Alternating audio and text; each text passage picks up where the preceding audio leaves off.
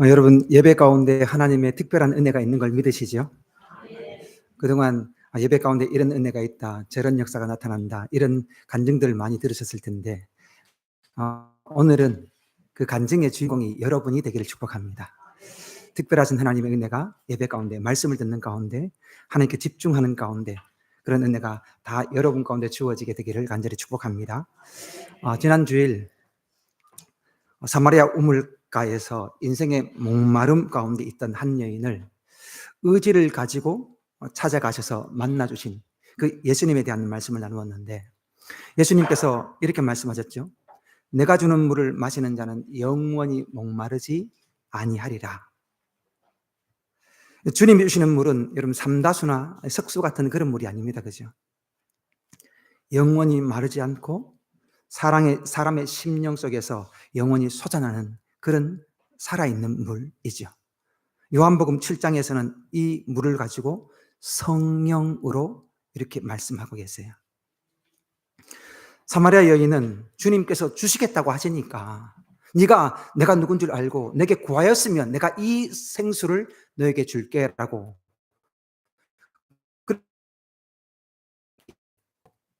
그렇게 영생하도록 진짜 물이 진짜 나도 그 물 좀 먹고 다시는 이 더위에 사람 눈치 보지 물 들어오는 이런 수고, 이런 애씀 하지 않도록 좀 편하게 살도록 주님 그 물 좀 달라라고 그렇게 요청을 해요, 예수님께. 여러분, 지금 이 여인 앞에 서 있는 예수님이 어떤 분이시죠? 전능하신 하나님이시잖아요. 병든 나사로가 그처럼 사모하며 기다렸던 예수님이었습니다.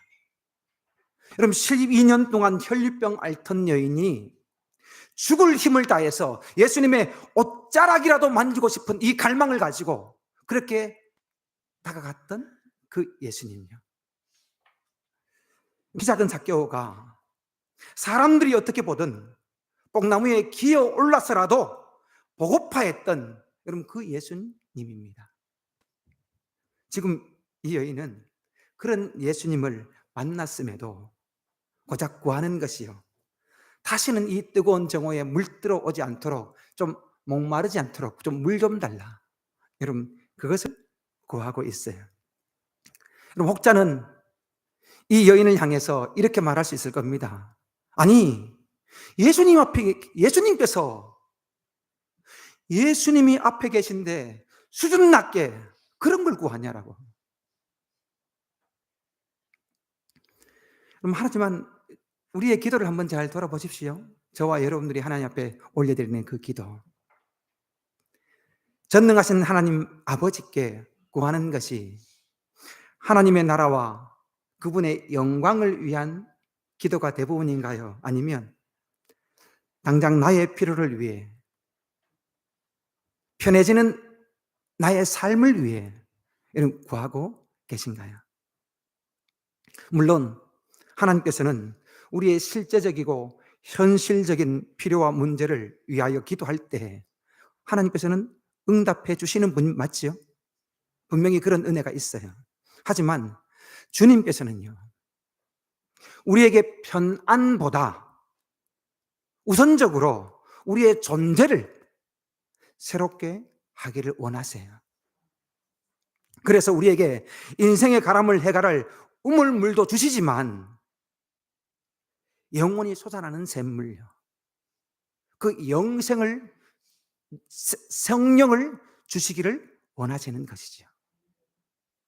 이 시간 저와 여러분 모두에게 주시겠다고 약속하신 성령이 충만히 임하는 그런 은혜가 있기를 간절히 축복합니다.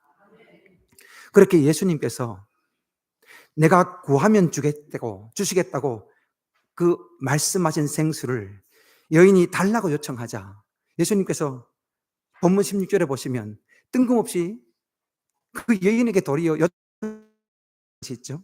가서 이 남편을 불러오라. 가서 이 여인에게 있어서 가장 숨기고 싶어 하는 것이 있다면 남편 문제 아닐까요? 지금도 사람들의 눈을 피해서 그 뜨거운 정오에 물을 들어온 이유가 남편 문제 때문입니다. 그렇게 그녀에게 있어서 가장 민감하고 숨기고 싶은 것이 있다면, 어쩌면 그녀에게 있어서 가장 큰 약점이 있다면 바로 남편 문제입니다. 그런데 지금 예수님은 그것을 완곡하게 돌려 말씀하시는 것도 아니고, 여러분 그대로 직설적으로 그 문제를 여러분 드러내고 계세요. 예수님께서 배려의 끝판왕인 거 아시지요? 여러분 배려의 끝판왕이신 예수님께서 왜 이처럼 그녀가 숨기고 싶어 했던 그녀의 아픔, 그 약점을 여러분 적나라하게 드러내고 계신 것일까요? 그녀를 정죄하기 위함이거나 여러분 수치를 주기 위함이 아닙니다. 도리어 그녀를 살리고 회복시키기 위함이죠. 여러분 진정한 회복이 언제 일어납니까? 진정한 회복. 예. 여러분 질병이나 문제를요, 죄를 덮어두고 감춘다고 해서 여러분 회복이 되어지지 않죠. 덮어두고 감추면요, 안 보이니 괜찮은 것처럼 보이지만, 괜찮은 것 같지만 여러분 아픔과 상처가, 그 죄가요 더 깊어지고 더 단단해지고 더 커지게 되는 것이죠. 빛이 들어와야 여러분 어둠이 물러가는 것처럼 상처가 여러분 드러내어야, 죄를 드러내어야 여러분 회복이 시작되어지는 것입니다. 주님이 주시는 생수는 교양 있는 척, 괜찮은 척, 문제 없는 척, 죄 없는 척, 여러분 그런 사람에게 절대로 주어지지 않아요. 자신의 목마름을 인정하고 상처와 아픔과 죄를 인정하는 사람, 그것이 자신의 수치를, 그러한 것들을 주님 앞에 드러내며 인정하는 사람에게 주님께서 약속하신 이 성령, 이 생수가 여러분 허락되어지는 것이죠. 여러분 다윗이 그러하지 않았습니까? 다윗이 하나님께서 그를 향하여 내 마음에 합한 사람이라고 여러분 그렇게 부르셨어요. 그렇게 인정하셨습니다. 다윗의 마음은 하나님께서 보시기에 합당할 정도로 여러분 하나님께서 인정하시는 그런 마음이었죠. 하지만 그도 완벽한 사람은 아니었습니다. 여러분 잘 아시겠지만 그에게도 약점과 실패와 여러분 영적 수치가 여러분 있었습니다. 그런 그가 다시 회복되어서 성령의 감동 가운데 하나님과 친밀함을 가질 수 있었던 이유가 뭡니까? 자신의 죄인됨, 자신의 수치와 그 약점과 숨기고 싶은 그것을요 인정하고 고백하였기 때문입니다. 이 자리에 계신 저와 여러분 모두 주님이 주시는 성령의 생수를 통하여 진정한 회복을 경험하길 원하실 텐데, 여러분 이를 위해서 먼저 우리의 약점, 우리 안에 숨겨놓기를 원하는 그 죄, 우리의 수치, 그것을 먼저 드러내셔야 됩니다. 사람에게는 나의 약점, 나의 수치와 죄를 여러분 다 말하지 못한다 해도 주님 앞에서는 그 모든 것을 여러분 다 드러내고 고백을 하셔야 합니다. 그때 마르지 않는 생수가 우리의 심령 가운데서 흘러넘쳐 진정한 회복을 경험하게 될 것입니다. 여러분 이런 은혜가 저와 여러분 가운데 있게 되기를 간절히 축복합니다.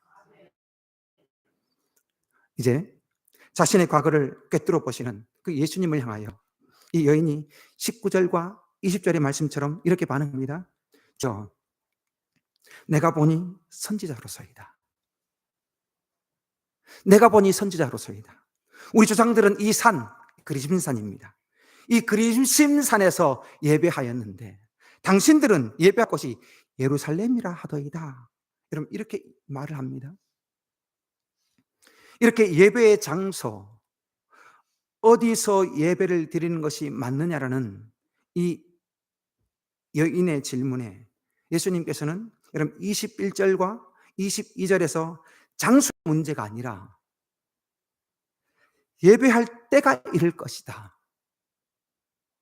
너희는 알지 못하는 것을 예배하고 우리는 아는 것을 예배한다라고 그렇게 말씀하고 계십니다. 사마리아 사람들도 여러분 예전부터 하나님께 제사를 드렸어요.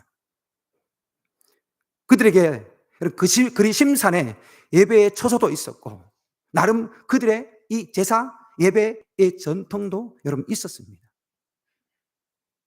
그렇게 예배를 드리고 전통도 있었지만 그들의 예배는 어떤 예배입니까? 하나님이 어떤 분인지, 그분의 뜻이 무엇인지 알 예배였던 것이요.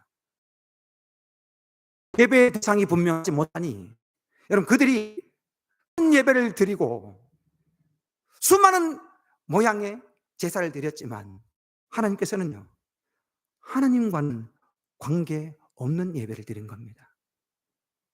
그래서 예수님께서 그들의 예배를 보시고 너희는 알지 못하는 것을 예배하고 있다라고 그렇게 말씀하고 계신 것이죠.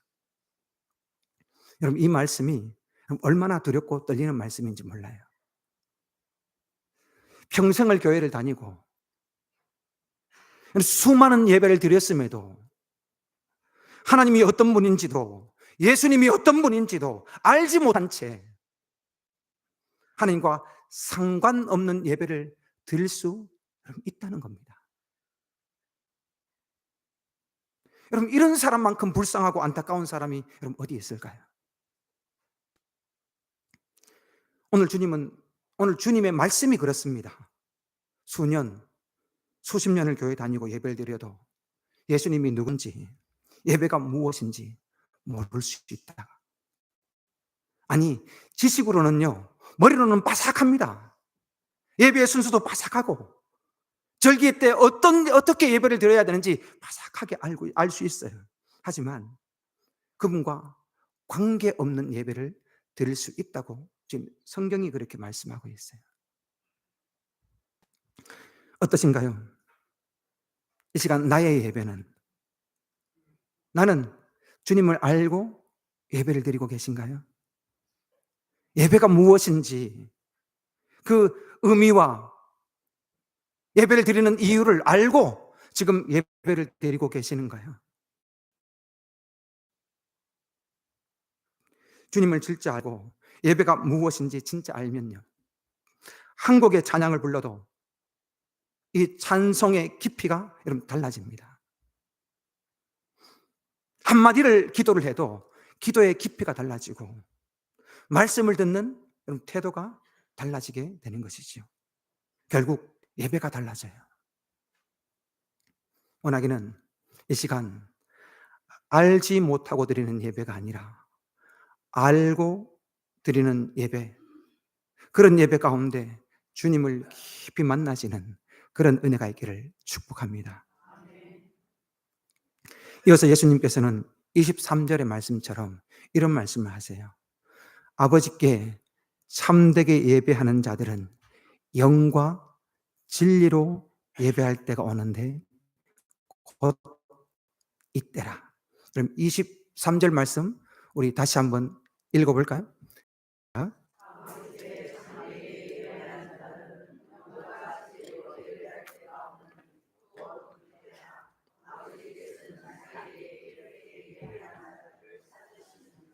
아멘. 그럼 주님께서는 예배에 있어서 중요한 것은 장소가 아니라 어떤 마음, 어떤 자세로 드리는 것이 중요하다라고 그렇게 말씀하고 계시는데, 여러분 우리가 하나님께 예배를 드리기 위해 이 시간 이 성전에 계시지요? 주님 말씀처럼 예배는 정해진 시간에 그 장소에 앉아 있다고 해서 예배를 드린 게 아니에요. 그죠? 예배 드렸나? 아, 예, 오늘 교회 갔다 왔어요. 목사님께 한번 전화 한번 해보세요. 그래, 목사의 눈에 보여서 그 자리에 앉아 있다고 해서 그것이 바른 예배를 드렸다 말할 수 있는 것 아니지요. 영으로, 성령으로 진리로요. 말씀으로 예수 그리스도를 힘입어 그 안에서 여러분 예배를 드려야 그 예배가 하나님께서 받으시는 예배라고 말씀하고 있어요. 여러분 예배를 성령으로 드린다는 말, 영으로 드린다는 말은 예배는 내 힘과 감정과 기분으로 드리는 게 아니라는 말이에요. 내 안에 계신 성령님의 인도하심 가운데 그분 안에서 드리는 것을 말씀하고 있어요. 우리의 굳은 마음을 부드럽게 하시는 분이 누구신가요? 예, 성령님입니다. 그리고 진정한 은혜와 그 십자가의 사랑과 진정한 용서를 허락하시고 깨닫게 하시는 분은 누구신가요? 예, 성령님이에요. 예수님, 성령님입니다. 죄인된 우리를 정결케 하여 하나님께 합당한 예배자로 서게 하시는 분도 여러분 성령님이시죠?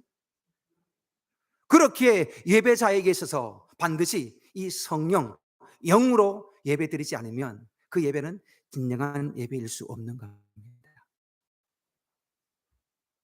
그리고 진리로 예배를 드린다는 말은 여러분 진리 대신 예수 그리스도, 변치 않는 진리의 말씀, 이 생명의 말씀, 그 말씀 앞에 자신을, 나를 여러분 비춰보라고는 그런 의미이죠. 그럼 우리는 말씀이라는 거울 앞에 설 때요, 자신이 얼마나 연약하고 소망 없고 죄인된 존재인지 여러분 말씀 앞에 설 때 깨달을 수 있는 거잖아요. 말씀이라는 거울 앞에 자신의 실체를 여러분 볼 수 있게 되는 겁니다. 그리고 그 말씀을 통하여 우리 예수님이 나를 위하여 십자가에 베푸신 그 사랑이 얼마나 크고 놀라운지 여러분 그 말씀을 통하여 알 수 있는 것이죠. 그 놀라운 은혜와 사랑을 말씀을 통하여 깨닫게 되면 나 같은 죄인에게 한량없는 자비와 은혜를 베푸신 그 하나님께 억지가 아니라, 형식적인 예배가 아니라 온 마음 다해요 기쁨과 감사함으로 하나님께 예배를 드릴 수 있는 것이죠. 이런 예배를 드리래요 주님께서. 이것이 영과 진리로 하나님이 받으시는 그 예배라고, 드리는 그런 예배라고 말씀하고 계십니다. 그런데 이런 이어지는 말씀을 보시면 하나님께서 이렇게 영과 진리로 예배 드리는 자를 어떻게 하신다고요? 찾으신다라고 그렇게 말씀하세요.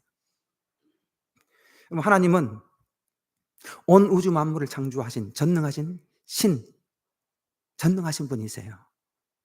그런 분이 뭐가 아쉬워서 예배자를 찾으실까요? 뭐가 아쉬워서? 온 우주 만물에 예배자가 한 사람도 없어도, 한 사람의 예배자가 없어도요, 하나님은 스스로 존귀하시고 스스로 영광스러운 분 아닌가요? 그럼에도 불구하고 하나님께서 이 예배자를 여러분 찾으시는 이유가 혹 하나님을 향한 진심에 목마르신 것은 아닐까요? 그럼 주일만 되면 전 세계적으로 수많은 사람들이 교회에 모이고요, 대단한 찬양과 화려한 형식의 예배를 드립니다. 하지만 정작 영으로 드리는 예배, 진리 앞에서 드리는, 진리로 드리는 예배, 그 예배자, 하나님께 진심인 자를 찾아보기 어려우셔서 하나님께서는 지금도 그런 예배자를 찾고 계신 것은 아닐까요? 간절히 원하기는 하나님께서 그런 예배자를 찾으실 때 우리 성심교회에서 그 시선이 멈춰지기를 원합니다. 야, 내게 진심인 자가 다 여기 모여 있었네. 그렇게 말씀하실 정도로 저와 여러분 모두 하나님께서 간절히 찾으시는 그 예배자, 그 한 사람이기를 간절히 축복합니다. 이 말씀을 하시자 예수님이 25절의 말씀처럼 이렇게 고백합니다. 이 말씀하시 여인이 이렇게 이야기를 해요. 25절 말씀입니다. 메시아 곧 그리스도라는 이가 오실 줄을 내가 안다. 그가 오시면 모든 것을 우리에게 알려주시리이다. 그때 예수님께서 어떻게 대답하시죠? 내가 그다. 내가 그다라고 말씀하세요. 이제 이 여인은요. 처음에는 예수님이 어떤 분인지 몰랐어요. 그죠? 이제는 예수님이 그리스도요. 구원자이심을 깨닫게 돼요. 그리고 28절의 말씀처럼 여러분 물동이를 버려두고 동네로 달려갑니다. 28절입니다. 함께 읽겠습니다. 28절입니다. 여자가